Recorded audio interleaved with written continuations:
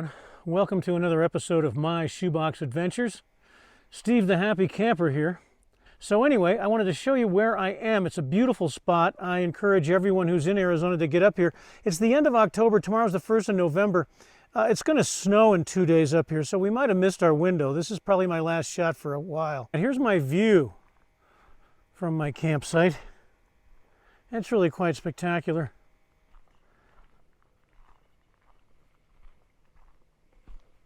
And this is all 14-day free camping. Might want to mention that. Yeah, it's amazing that you can get a campsite like this. This is all dry camping. There's obviously no hookups, but they are numbered spots. You have to, there's my chair. I like to sit there on the cliff and look out with a cup of coffee. They're numbered spots. So you pick a spot. I think there's at least 30, maybe a few more. During the middle of summer, it's first come, first serve, and it's hard to find a spot up here, especially on the rim side. But this is very peaceful, very beautiful. I wasn't even going to make a video. It's the wind was howling all night and all day today till just a little bit ago. It's finally died down. According to the weather report, though, it's going to pick up again. And we're going to get clouds by tomorrow morning. We're going to have 20-mile-an-hour winds at least, and it's going to get super cold again, probably colder than last night. When I went to bed, I tried to stay up by the fire, but it was too windy. It was 38 degrees. I had ski pants on with long underwear under, long underwear on the top, sweatshirt, goose down jacket, knit cap, all that. I was still cold. It's the wind. The wind really does you in. So it was a nice try. I was planning to stay through tomorrow. I think I'm gonna cut my losses and I'm gonna go home. I'll try it again maybe next week. We'll see what the future holds. But I wanted to talk to you guys a little bit. I've gotten a question over the last year in various forms, but one finally came up. It didn't come up on my channel necessarily. This one was on a senior camping page on Facebook. A woman said, and I'll paraphrase, something to the effect that she was recently widowed. Okay, so I can identify with that. Mine wasn't recent, but yeah, I'm in the same boat. So she's alone now. They had a motorhome, and the husband would drive, and they'd go around in this motorhome. She doesn't want to drive the motorhome by herself. She's not interested in doing that. She wants to go back to tent camping. I don't even know if it was go back, because then she was asking questions like, what kind of a tent do I want? What am I going to sleep on? What about a sleeping bag? These kinds of things. So it sounded like she needed the full prep on what to get. But the question that stuck in my mind was her first question, and probably the most important question: is it safe to camp alone, especially or for her in her situation? Is it sun's right in the camera? Is it safe for a senior solo camper out there? And since I am a senior solo camper, I thought maybe I could talk about this subject, because safety is relative. I mean, are you safe in your home? You're relatively safe, but stuff happens everywhere. Nothing's 100% safe. But I've really enjoyed camping, and you might ask, why do I camp alone? Well, if we go back in time briefly. People, I think, we're all kind of in the same boat. I used to camp with my family. Kids were little. Then the kids grew up, and they had new friends. And then they invited me to join them and their friends. And then they had kids, so I had grandkids, kids, and grandkids, and the camping was great. And sometimes we had other friends along. But people, they get jobs, they move away, things change, everybody changes. And then you find yourself without a camping partner. So I'm at work and I'm camping with my friends at work, but we've got to all get the days off together, right? There's a scheduling issue here. So we have to project way down the road. Okay, let's all get this day off and this day off. And then where are we going to go? We all have to agree on that. So that went on for a while. But I was camping probably twice a year. This is, tent camping, of course, before I got the runaway and got completely addicted to this thing. But I finally just, I need to get out of the house. I'm in there all alone. And I need some exercise. I need some vitamin D, right? Once you're old, and especially if you're alone, staying home by yourself for long periods of time, even though you tell yourself you're okay. I certainly tell myself I'm okay. Yeah, this is great. I can watch whatever I want. I got this big TV. I can cook. I'm fine. I'm all by myself. Don't even like to go to the store. Don't like crowds. All by myself. But it's really not good for us. It's not good for us mentally, not good for us physically. So camping, if nothing else, will keep you alive just because you have something to look forward to. It gets you out of the house. It gets you that vitamin D. Look at, sun's beating on me right now. 7,500 feet. I'm getting exercise because the air is thin up here. It's harder to move around. Camping's not for everyone, but for certain people, if someone's asking questions, what kind of a tent do I need? Is it safe for me to go? They obviously want to at least give it a try, and they've probably done it before, and they know they're going to like it. So I would say this. I would say yes, definitely get off the couch, go camping. If you're new to it and you just don't know, don't invest a fortune. If you can find some friends to go with the first few times. If you're going to go alone, what I did finally was I started camping at like regional parks. I didn't just go out into the boondocks by myself right out of the gate. My favorite spot, of course, was Lake Pleasant Regional Park. I've done a video on that little campground that I go to. It was $23 a night. You're right on the water, so I could take my paddleboard, get my exercise, and I could tell my friends, hey, I'm going to be here on this day and this day and this day. If you want to join me, join me. And sometimes they did, which was great, you know. But most of the time they didn't, and I'm camping alone. But I'm not really alone. There's somebody in the campsite next to me on both sides and somebody across the street. So there are people there, and campers are fairly friendly. Everybody's waving and smiling. There's kids playing, so you're not alone. There's also a camp host up there who drives through periodically to make sure everything is copacetic. So it gives you that feeling of security, and you can get used to it doing those things. There's state parks, regional parks, county parks, all kinds of situations where you pay money, you rent a spot, and you go. Now, the problem with that, if there is a problem with that, is I'm going to pause just for a second to show you guys. Here, I've been walking. Here's another campsite. Check this one out real quick. If I had driven last night another 50 yards, the very next site, twice as big, better view, much more sun, Murphy's Law. Hang on. Now I can't work the camera. Come on. There we go. So look, this one comes with a little bench to sit on right out here with this view. And it's, you know, it's the same view but yet different on the rim. And I really like it up here. But here's the campsite. You know, they got this gigantic fire ring. And I wouldn't have had to back in. See, this one I could have driven a circle. I could have just, it's a pull through. So this would have been all better, but it was pitch black last night. I would stop out on that road there when I saw a little road going in, grab my flashlight and take a hike, walk back, jump back in the truck, keep going, trying to find something suitable. All right, back to my story, if I can remember where I was. So, where was I? Regional parks, blah, blah, blah. Yeah, they're everywhere. But you've got to make a reservation, and the popular ones fill up, so you can't do the spur of the moment thing. Now, where I am right now, this is 14-day free, of course, but there are designated spots, and there is a camp host, I forgot to mention. There's a camp host up the road there, and he'll answer any questions. He drives up and down the road every once in a while to be sure everything is copacetic, and that gives you, again, a feeling of security. Take it at your own pace. I mean, whatever makes you comfortable. Now, there will be times, it hasn't happened to me yet, but I'm fully prepared for it to happen, where I go somewhere, sometime, and something just doesn't feel right.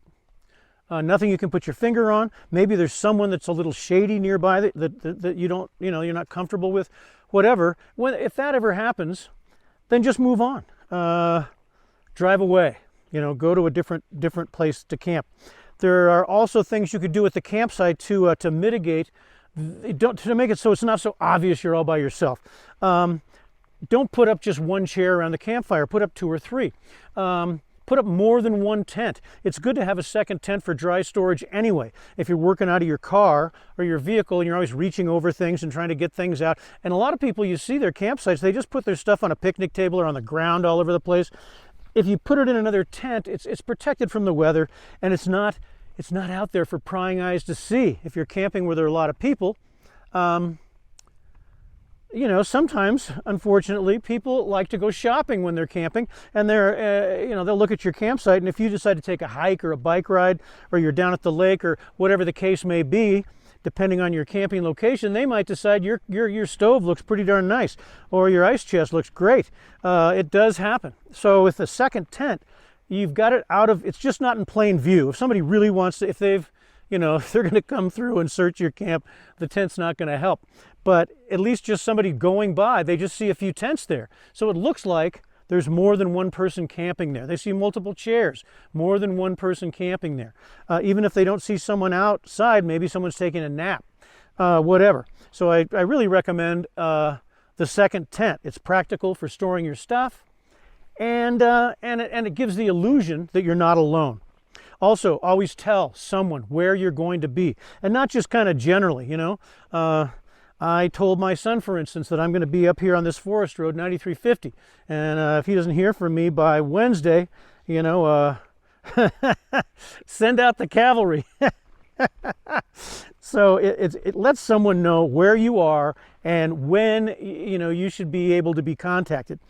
And then you should be good to go, and then just try it. You just got to give it a try. Now, like this camping trip for me, I could have gone somewhere down low. You know, I wanted to get one more trip in with these giant 100-foot ponderosa pines and the blue sky.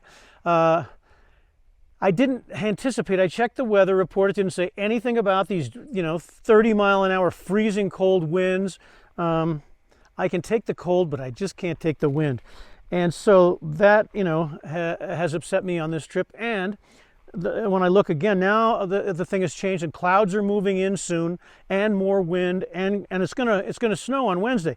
So instead of staying tonight and leaving casually tomorrow, which was the plan, I think I'm gonna get out of here, because I haven't even really completely set up camp yet. I think it's noontime now. I couldn't cook any food outside last night. I had to just boil water in my little electric kettle and make one of those dehydrated meals backpackers use, where you just open the bag and pour in the water, close the bag up, let it sit for 10 minutes or 20 minutes, stir it around, wait a little bit longer, and then you got your hot dinner right there. And the nice thing is there's nothing to clean up. The only thing that got dirty was a spoon.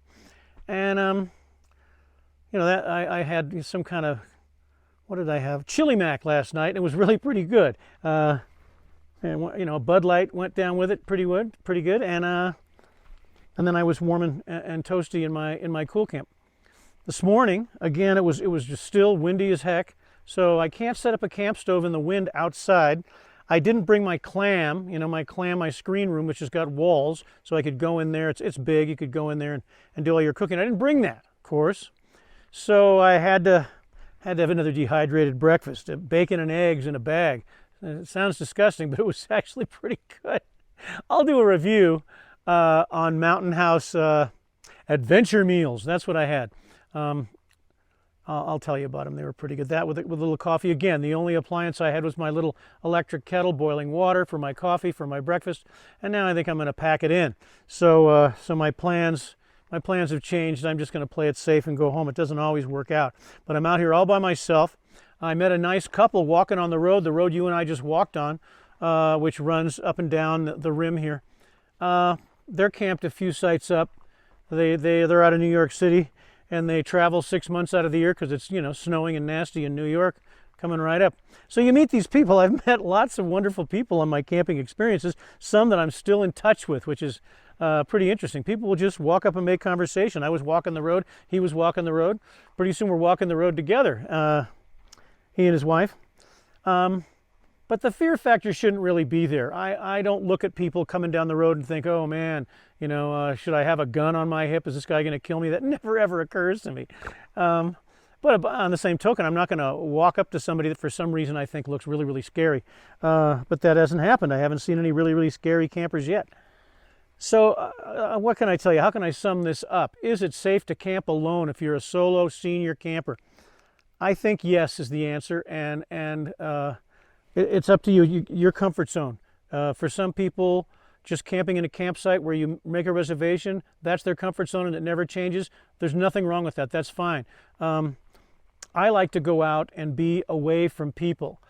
This here, where there's numbered sites, this is pretty organized for me. Usually I just go out where there's no numbers, there's no camp host. You know, you're just out in the woods or out in the desert. And I like that. I like the serenity I like being far, far, far from people. My friends have asked me, aren't you afraid being out there alone? And yeah, no, I'm not.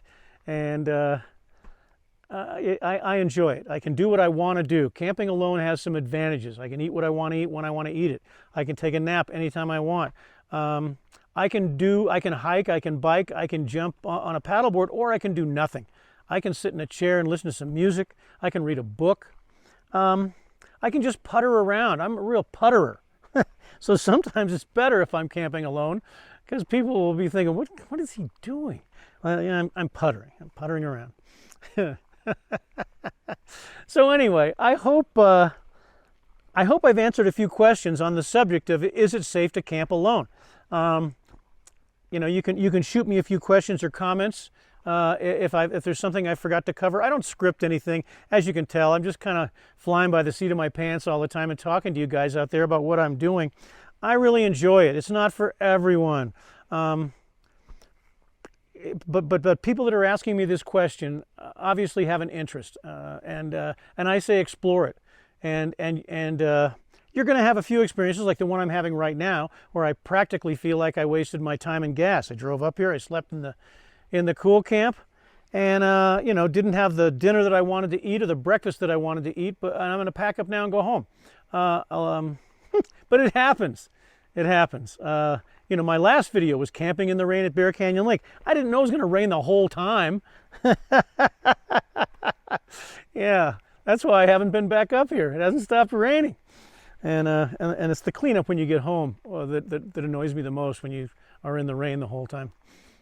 But anyway, folks, yeah, another look real quick at where I am. If I can do this. There we go. Yeah. Yeah, it's Rim Road 9350 up here on the Mogollon Rim in Arizona, northern Arizona. And it's really a beautiful spot. And there's you know, you just drive up this terrible dirt road, and pretty much anybody can make it on this dirt road if you drive slowly. I mean, I've seen some really big rigs. There's some big spaces on the other side of the dirt road. As you can see, here's the dirt road, and there are spaces, you know, camping spaces on both sides. The ones on the north side of the road, the ones that are not on the rim side, tend to be bigger group camping areas. So you can check it out. Woods Canyon Lake is just up the road. Bear Canyon Lake, where I got rained out, is just up the road in the other direction. This is called Forest Lakes area. There are lots of lakes, lots of fishing. Come on up, but maybe not this year, because it's going to snow in 2 days. My next video will probably be down in the desert somewhere, and hopefully it'll be soon. I got some guys at work that want to go camping with me. One of them has never been camping before in his life. Thank goodness I didn't bring him up on this trip. He would have said, oh, this is great. So I want to introduce him to camping, and hopefully he'll run home to his wife and child and say, ooh, we have to camp. It was so much fun. We'll see. Remember the golden rule of camping, especially on public lands. Pack it in, pack it out. Leave no trace. Please, it's very important. So, there's no trace here. Leave it better than you found it. There was a little bit of garbage in this fire pit, so that's going home with me. Bonus garbage. Let's take a look, see if the camera spots anything I missed. Runaway's looking pretty sharp. Yeah, everything looks pretty kosher. Door's open, waiting for me to hop in. All right. Well, let's say goodbye to the rim for the next 6 months. Can't believe it's going to be freezing cold, windy, and cloudy tomorrow morning. Probably since I'm leaving, it won't be. It was a good trip. All of them are good trips. Even the bad trips are good trips. Sounds like I'm reliving the 60s. All right, here we go. Let's pull out of here. All right, I don't want to bore you anymore. Thank you so much for watching. If you haven't subscribed yet, please hit the subscribe button. Ring the bell if you want to be notified when and if I ever make another video. And I'm told I don't have enough likes. I don't know how this works, but I guess the thumbs up is the most important thing. If you don't get enough of those, are called likes. If I don't get enough likes, then they don't put my videos out there for anybody to see. So if you guys could give me the thumbs up, that would be wonderful. I mean, I've seen one of my videos has about 5,000 views and it's, got 200 likes. That's not very many. That's a bad ratio. So if you could hit the like first and then go ahead and subscribe and ring the bell, that'd be wonderful. All right, folks, it's not Oh Beer 30 because I'm going to have to pack up and drive. So thanks again for watching, and stay tuned. Keep camping. Keep smiling. I'll see you next time. Bye-bye. Hey, anybody seen a camera? Ah, nice. All right, you're coming with me, buddy.